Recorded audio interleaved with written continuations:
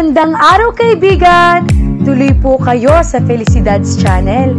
Sa mga kwento ng buhay at pag-ibig na hinalukay sa natatagong baul ni Felicidad. Pero bago po tayo magpatuloy, huwag niyo pong kalilimutan na i-like ang video, i-subscribe ang channel, at i-click ang notification bell para lagi kayong updated sa mga parating pa na upload.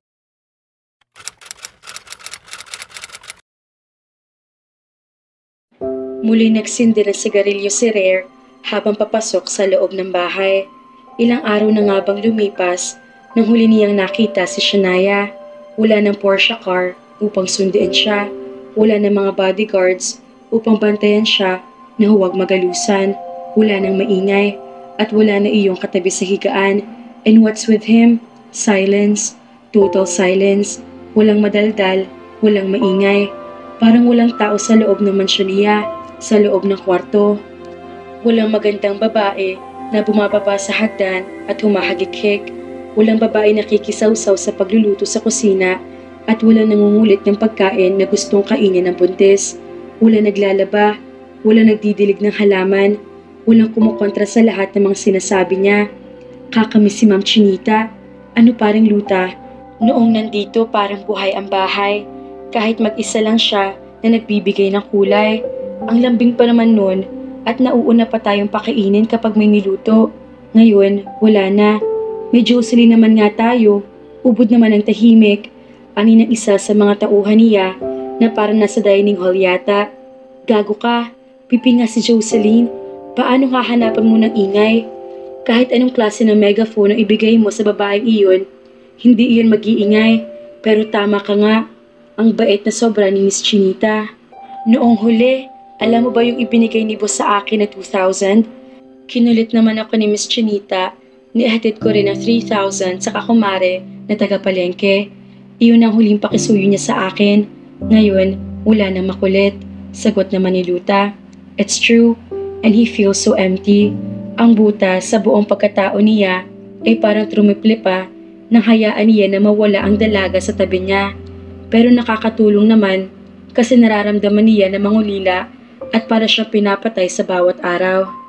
He's trying to find a better way how to gain her back. Sa mama at daddy niya, hindi niya magawang makipaglaban kasi hindi na niya maibabalik ang mga iyon sa piling niya.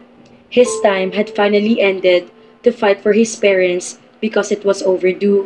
But Shania is alive, carrying their baby. If he will try to accept the truth and be ready enough, if she will turn his offered love, then so be it. Inihahanda niyang sarili sa posibilidad na pagbagsak ng buong buhay niya kapag tinanggihan siya ng dalaga kung aalokin niyang bumalik pero dapat ay may damdamin para sa kanya. Nararamdaman niya ang tunay na halaga para sa kanya ni Shania at hindi lang basta ang pangangailangan ng niya kung hindi pangangailangan ng damdamin niya. Ang yaya niya ay parang wala ring buhay, kumikilos pero hindi nagsasalita at parang namatayan ng anak sa pangalawang pagkakataon. That lady had touched their lives very differently. Nag-iisang kumikilos si Shania pero lahat sila ay apektado, lalo na siya. Totoong mahal na niya iyon at parang hindi na niya kayang hindi makita pa. Rare, may bisita ka. Parang patay na sabi na matanda sa likuran niya. Agad siyang napalingon at blanko ekspresyon ng mukha ni Pia habang nakatingin sa kanya at nasa tabi niyo si Cheche Servan. The woman is boldly smiling at him, so sexy with her corporate attire and her newly colored burgundy long wavy hair. Nakalabas ang cleavage ng babae at ang tangkad lalo sa high heels na suot. Hi there, handsome. Ani yun sa kanya, kaya iminuwastra niya ang sofa pero hindi siya kumilos. Napatingin pa siya sa balakang ni Che na kumendeng iyon na naglakad papasok. Umirap sa kanya ang matandang katulong at pinukol siya ng masamang tingin bago iyon lumaya sa harap nila. At hindi man lang inalok na maiinom ang bisita. Anong sabi ng yaya niya? Just a minute. Aniya sa babae na naupo naman sa sofa at halos lumabas ang singit sa sobrang ikli ng palda. Hindi niya alam kung anong masamang ihip ng hangin ang naghatid kay Che sa bahay niya. Baka gusto siyang makita kasi ilang araw na rin siyang hindi pumapasok sa trabaho. Jesus, he's like a living dead. Anong iniirap-irap mo, yaya? si Tania sa matanda matapos na mapagsolo silang dalawa. Unang beses iyon na nagkaroon ito ng facial expression matapos ng ilang araw na umakto itong parang patay na buhay din. Halos hindi na ito magluto ng pagkain at parati na lang na ang pinauulam sa kanila ay delata. Kaya lang, hindi niya sinata kasi alam niya masakit sa loob ni Pia ang biglaang pag-alis ni Shania. Iyon ang kahalikan mo sa dyaryo, diba, Rare Cedric? Iyon ba ang bago mong babae na binili para mapalit kay Shania ko? Shania mo? Shan ko? For God's sake, Yaya, wala akong binili. Dismayadong sagot niya at inis ay binuga ang usok ng sigarilyo. Wala kang binili kasi hindi mo kailangan na bilhin? Ganyan ba ang hilig mo sa mga babae? Iyong hindi mo paghihirapan na makuha at basta na lang maglalambitin sa leeg mo na parang butiking pasay? Bakit wala ka pa rin ginagawa? Bakit hindi mo sinisilip ang mag-ina mo? Ilang araw na, Rare? Umiyak si Pia kaya napapikit siya. Yaya, alam mo ba yung kasabihan na kailangan mo ng oras at katahimikan para mag-isip? Akala mo ba hindi ko sinisilip ay hindi ko na alam ang lagay kong maayos? Naghahanap ako ng panahon at malapit ko nang gawin yun. Huwag mo agad akong agarin dahil hindi lang ikaw ang nahihirapan. Ines sa sagot niya pero tinalikuran siya ng matanda. Ang nagpapahirap sa'yo, pride mo. Oo na nga, diba? Inalok ko na lahat pero hinindihan ako. Sa tingin mo ba? Hindi ko alam na natalo na naman ako. Ito ang una kong pagkatalo simula na magising ako noong kamuntik akong mamatay. Masamang tingin ay binato niya rito habang halos magdabog ito sa paghila ng mga karne sa refrigerator. Hindi ka talo. Hindi mo pa naiaalok lahat kasi hindi mo pa kaya na tuluyan ka mabigo. Mahal mo naman, diba? Huwag mo akong lokohin dahil ako ang nagpalaki sa'yo. Maaring hindi ka galing sa matres ko pero kilalang kilala kita at ang mga gawain mong kabutihan kay Shania ay hindi gawain ng Rare na sinasabi mo. Alam kong mahal mo, kaya lang natatakot kang isugal iyon dahil hindi mo matanggap ang pagkatalo kung hihindian ka niya. Mas mahal mo pa rin ang pride mo kaysa sa Shania ko. Pinahid dito mga luha pero umigting ang panga niya. Kaya nga hindi pa ako makaharap kasi hindi ko pa kaya. Kapag humarap na ako, kaya ko na. Kaya ko nang matalo ng tuluyan kung ayaw niyang tanggapin ang pagmamahal na iniaalok ko. Para naluluha rin siya sa kaisipan na akala yata ng yaya niya ay nagpapabaya na siya. Akala mo ba madali, Yaya? Akala mo ba madali makipagkompetensya sa lalaki na gustong-gusto niya noon pa? Ines na naglakad siya papalabas ng kusina at formal na hinarap si Che. Takot siya sa lalaking iyon na si Rodel at alam niya na kung naglapit man ang loob ni Shania sa kanya ay hindi iyon sa halos minuminuto nila nagkikita at nagkakasama. Paano pala kung si Rodel naman ang lagi makasama niyon? Baka magkapalit din ang dalawa. He's giving all the chances for both of them and he's hoping that she's going to miss him too. Though the moments they've spent together were only few. Kakaunti na nga yun, halos araw-araw pa sila nagbabangayan. Kung kailan naman nagkakasundo na sila at para nagiging magkaibigan, saka naman nawala sa kanya. Mukhang may dinadala ka, anang babae, pero halos hindi niya tiningnan ang maupo siya sa maliit na silya sa may piano. Hinit-hit niya ng paulit-ulit ang sigarilyo at hindi agad nagsalita. What brings you here? Formal na tanong ni Rare sa kasinulyapan si Che. These papers, tungkol yata sa kasong hawak mo. Tumatayo ka na palang abogado, ngumiti iyon ng maganda. Just for my dad. Bakit ikaw ang naghatid? Oh, kibit balikat nito. I just wanted to see you as well. Masama ba? Ipinag-cruise nito mga hita, kaya lalo na lang na lumabas ang pinakaitaas ng bahagi ng mahahabang binte. I'm having a child. Wala na akong panahon na maglandi pa. Aniya, na wala pa rin kabuhay-buhay. Parang gulat ito sa sinabi niya, pero maya-maya ay parang pilit na inalis ang shock sa muka. May anak, pero walang asawa. She smirks. Nabuntis mo? Pumalya ang condom? Lucky woman. Unfortunate, pagdidiin niya. Malaking pasanin ni Shania ang magustuhan niya. Marami iyong obligasyon na pupunuan sa buo niyang pagkatao. Isa pa iyon ang dahilan kaya dumistansya rin muna siya ng tuluyan. Ayaw niya ibalik iyon sa piling niya bilang clown. Hindi dapat na maging obligasyon niyon ang pasahin siya kapag nalulungkot. Ang awitan siya kapag nagagalit. Ang gawing makulay ang mundo niya dahil ang iyon ang gusto niyang ipagawa roon. Gusto niya maramdaman na kusa na lang nagagawin iyon ni Shania para sa kanya. Iyo makikita niya na nakangiti at abot langit ang saya kapag siyang kaharap. Katulad sa pamilya niyon at mga kaibigan kapag kaharap. He doesn't want to be her burden. For hell's sake, aalis na nga lang siya. Siya pang inaalala niyon noong araw na maghiwalay sila. And now those thoughts are driving him crazy. Pwede mo naman kunin ang bata kung gusto mo at maghanap ka na lang ng babae na pwedeng tumayo na ina. Do I know the woman? Umiling siya. No, you don't. At hindi darating ang panahon na i-display niya si Shania sa mga tao. May kailangan ka pa ba? Tumayo siya at tumingin kay Che. Halata na saktan nito sa tanong niya dahil hindi lang niya madirektang lumayas na ito. Kahit payat na maghubad ito sa harap niya, ay hindi niya maatim na bitbitin ito sa kwarto at palipasan ng oras. He needs only one woman and she's not around. Go ahead. Baka na lang gusto mong lumabas. Call me. Anito pa at saka inilapag ang sulat niya sa mesa. Che finds her way to the door but looks back at him. Do you love her? Bumutong hininga siya tumango. Tuloy na basag ang kumpiyansa ng babae at para naiiyak na lumabas ng bahay. Wala naman siyang magagawa. Pilit niyang tinuruan ang sarili na iwasan si Shania pero hindi niya nagawa.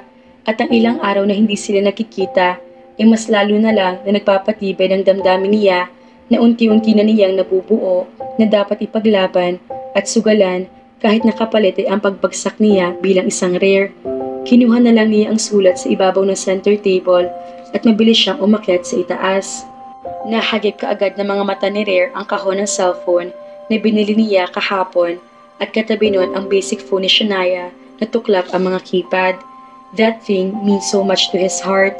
Hindi siya corny at mas lalo hindi niya ugali ang makaramdam ng sentimental value sa isang bagay. Pero ang cellphone na iyon na naiwan sa kanya ay parang kakabit ng puso niya. Lahat ng kahirapan na pinagdadaanan ni Shania ay nasa aparato na yon. That serves as a reminder of her life which was so difficult, lacking of fortune, food, clothing, and all the material things in this world but happy, contented, and satisfied. Iyon ang patunay kung gaano kasimpleng babae ang kinabaliwan niya at ngayon ay minamahal. Ang babaeng handa niya gawing prinsesa niya, hindi sa pamamagitan ng pera lang, kung hindi ng pagmamahal. Susubukan niya, manalo man siya o matalo.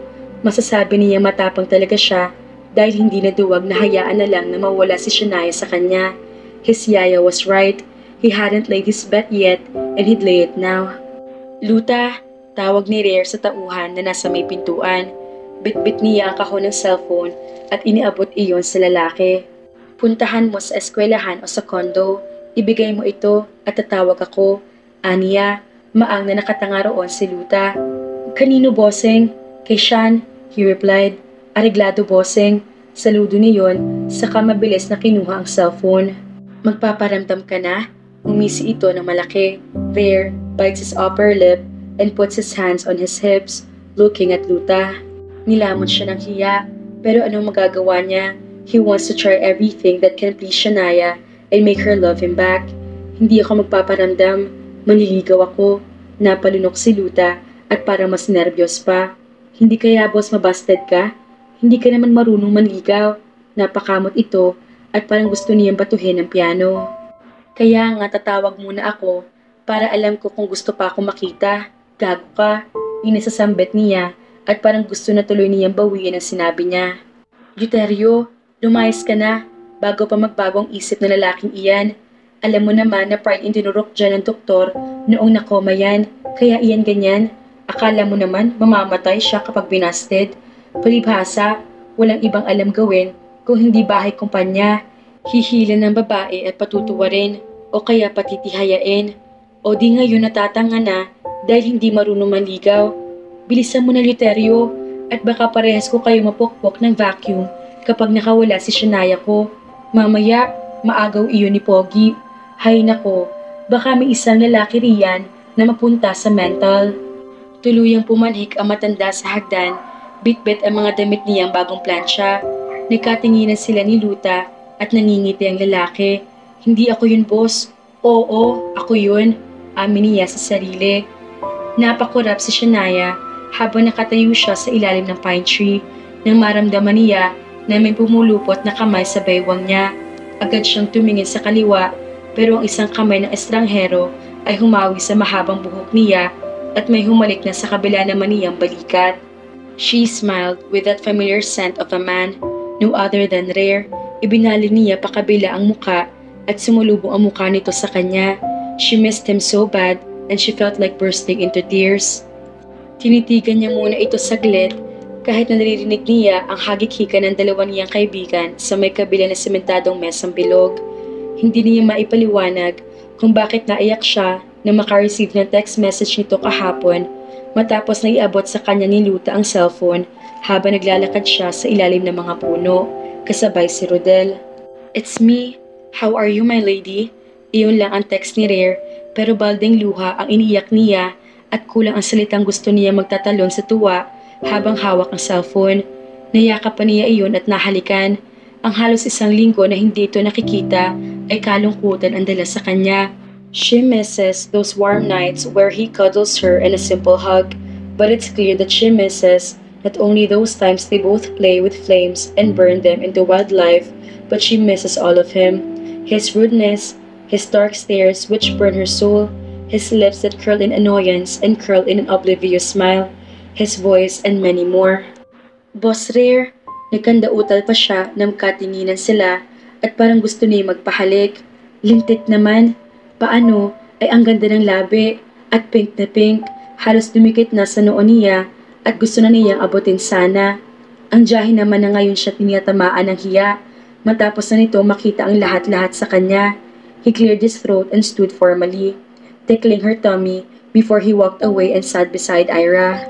"Ayi! Diyos mo friendship! Ang bango!" Kinilig na sabi ng kaibigan niya at pumasag-pasag habang namumula matapos sasinghutin ang leeg ng binata. Rare eyed at Ira and smiled on his own before landing his eyes on Shania's face, looking at her raptly. Umawang ang bibig nito pero para hindi maisip ang sasabihin kaya isinara na lang at nalukot ang muka kaya napahagikik siya. "Alam mo friendship, parang ang init dito. Doon muna kaya tayo sa kabilang puno kasi para naman hindi awkward ano?" Ani Muhaima. Sabay hila kay Ira na halos ikatapapa ng isa. "Na-miss mo ko?" Siya na ang hindi nakatiis na huwag magtanong matapos sila mapag-isa. He raped her and fixated his eyes on her tummy. Gusto na niyang ma-disappoint kasi hindi ito sumagot pero na magkatinginan sila ulit ay marahan itong tumango kaya lumaki ang ngisi niya at lumakas ang hagikik pa. "Come here," ani Rare kaya hindi naman siya napapakipot pa. Mabilis siyang lumapit at naupo sa tabi nito. Niyakap ang braso ng binata at ikiniskes ang pisngi sa suot nitong long sleeves. "Namiss din kita. Sabi ko sa'yo, mamimiss kita lagi. Bakit hindi mo ko dinalaw? Hindi mo kaagad ako binigyan ng cellphone. Hindi mo ko pinagbibisita kay Kuya Luta sa kung sino sa mga apostoles mo. Busy ka ba? May babae ka ba? Si Che, nag-date ba kayo? Nag-sex?" She gulps when he holds her chin and lifts it up. Usang umawang ang mga labi niya at pumikit ang mga mata nang dampian siya nito ng halik sa labi.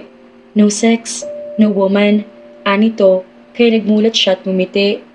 "I want to, with you, kaya lang, baka sabihin mo naman yun lang ipinunta ko at saka wala akong cash na dala." Natawa siya.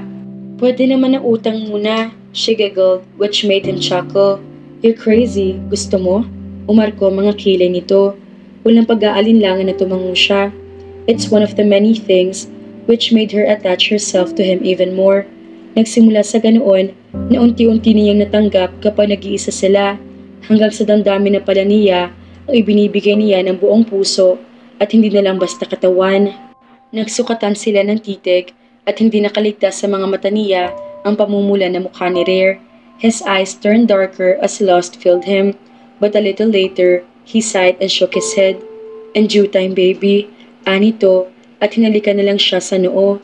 "Baby, bakit ayaw mo? Utang na nga muna. Libre, ayaw mo?" Shania bobs her brows but he laughs at it. "Let's stop having sex for a while," anito sa kanya kaya sumimangot siya. Pakialam niya kung sabihin nito na manyaki siya. What's with that frowning face? Pansin pa nito sa kanya, pero lalo na lang siyang sumimangot. Gusto ko na nga. Namimiss ko na nga 1 linggo kaya lang wala ka naman. Ira pa niya. Namiss niya ang mamahalin nitong tawa, kaya tinitigan niya.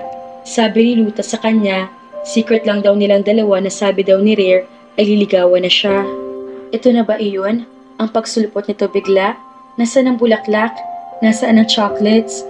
Dapat pala, makihirit na siya ng mamahaling tsokolate para naman hindi na lang piso na local chocolate ang matikman niya. Lahat, hihingiin na niya rito. At kapag wala na, magtitiis na siya, basta wag lang itong mawala at malayo ulit. Hindi baling walang yaman, basta may Rare siya. Sanay naman siyang mahirap at kaya niyang itaguyod ang pamilya nila kung sakali. Malino na nga ang kaba sa dibdib niya tuwing nagkakalapit sila noon, ang mga selos niya at ines sa mga kaisipan na babaero ito. Malinaw na crush lang niya si Rodel at mahal niya si Rare. At hindi maipaliwanag ng salita ang kasiyahan na nararamdaman niya. He holds her hand, which was placed on his knee, fondling her fingers gently. Parang ang lambing nito sa sobra. I want to take you, but this is a part of my, kung nakuha kita noon sa dahas at dinaan sa pera, respeto naman ngayon at anito na para hindi pa masabi. At pera? Humisi siya at kumislap ang mga mata. No! Ines sa sagot nito at para nag-uumpisa ng maaburido, masungit at tumingin ito sa mukha niya. At pagmamahal, damn it, galit at tumaas ang boses nito kaya lalo siya natawa tapos ay pumiksi siya. Ay, gusto ko may pera tapos may doon sa kama. Handa haba ang nguso niya kaya halos matutop ni Rare ang noo sa pagkatismaya. Gosh, am I wrong for coming? Tama ba ang babae na puntahan ko para ligawan? Niyakap niya ulit ito sa braso at inalog-alog pa niya habang yakap at hinalik-halikan. Tamang-tama, swak na swak pa rin. Para hinaluma ang sayo rito sa akin. She bobs her brows again. Kabastusan ang nasa isip niya at ganoon katindi ang kamandag ng mga tiyahin niyang luka-luka. She's so damn grainy at the same time. She finds herself funny. She making fun of him because her life had been so lonely since that day she bade him goodbye. Wala na siya nakitang pwedeng asarin at sinubukan niyang gawin kay Rodel, kaya lang hindi nagsusungat ang professor sa kanya at ngumingiti lang. Kulang ang reaksyon para sa kanya at may hinahanap ang puso niya na pamaryal na sungit at gwapong mukha kapag naiina siya. Iyong lalaki na alam niya na kahit anong ibato niya sa asar at masakit na salita ay hindi sasalingin ni gahiblang parte ng buhok niya kahit naubod ang tapang ang dating ng pagkatao. You want me near again, Sean? Seryosong tanong nito sa kanya kaya seryosong tumango rin siya. I do. Let's start anew. Crush mo ko at baka nga love mo na ako. Friend naman kita. Magikik siya kaya parang pumangit na naman ang tabas ng gwapo nitong mukha. Love mo na ako no? Aminin mo na nga. Biro niya rito at sinikosiko pa niya. Ang sungit ng mukha nito at humarap sa kanya. Liligawan ba kung hindi? Safe pa rin ang sugot mo eh. Gusto ko, direkta na nga para masarap. Natahimik siya nang biglang hawakan ni Rare ang leeg niya na parang giginasakalan siya. Napatuwid siya ng upo at hindi makagalaw. That's the beastly attitude she's been missing for days. Best chill but gently. Nangalikik siya nang dumikit ang labi ni Rare sa tainga niya. I do love you and I won't stop until you love me back. Wala kang choice kung hindi mahalin din ako dahil kahit may asawa ka na, susundan pa rin kita dahil aking ka lang, Shania. Maraha siya nitong hinalikan at kinagat pa ang labi niya. Langya, mamaya nasa guidance na siya sa paglalampungan nila sa ilalim ng pine tree. Hindi bale, pahahalikin na lang niya sa puwet ni Rare si Mother Counselor. Love naman daw siya kaya malamang papayag ito. Yikes! Love niya ako na talaga. Kilig na naman ang tinggil niya. Yes! Nasa ligawan portion ng mga kafelisidad. Sagutin mo na kasi agad si Shania. Huwag mo nang patagalin. Sana wala na maging problema at tuloy-tuloy na kilig moments. Kaya naman, abangan!